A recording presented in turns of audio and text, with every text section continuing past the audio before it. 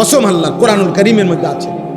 প্রত্যেক জাহান্নামী আল্লাহকে বলবে জাহান্নামে যাওয়ার আগে, আল্লাহ যাদের কারণে আমি জাহান্নামী হইলাম ওদেরকে আমি একটু দেখতে চাই, আমার সামনে একটু আনতে হবে।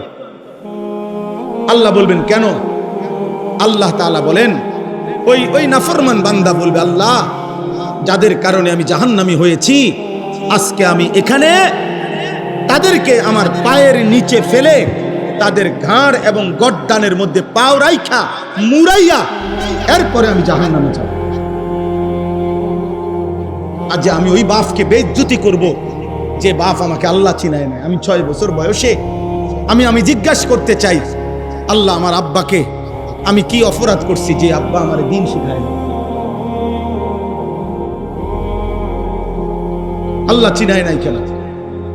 আমি 7 বছর বয়সে তো গাউরা ছিলাম না। আমার বয়স যখন 16 বছর আছে তখন আমি তেড়া হইছি, কারণ আমার তখন গাঁড় মোটা হইছে। কিন্তু আমার আব্বা চাইলে তো আমার 7 বছর বয়সে আরেকটু শক্ত করে ধরে রাখলে আমার নামাজি বানাইতে পারত। ওনার টাইম নাই, ওনার টাইম নাই। উনি নিজে খায় বিড়ি, উনি ভূতের কিতা মানুষ করব?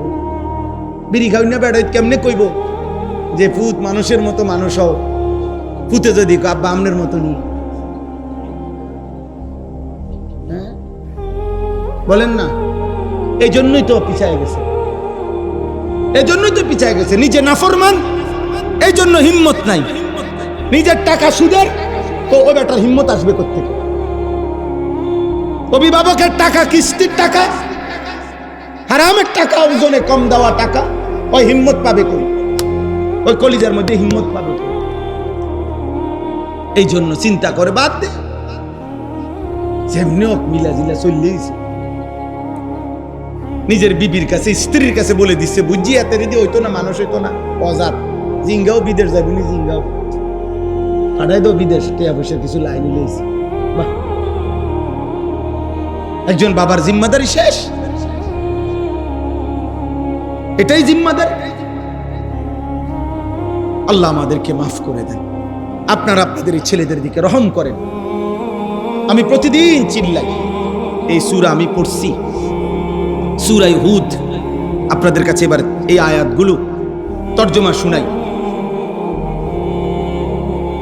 অল্প একটু মনে তো হয়েছিল শেষ হয়ে যাবে, কারণ কারেন্টের যে সদবদল, কিন্তু আলহামদুলিল্লাহ আবারও একটু পরিবেশ হইল, এজন্য আবার বলার ইচ্ছা জাগল।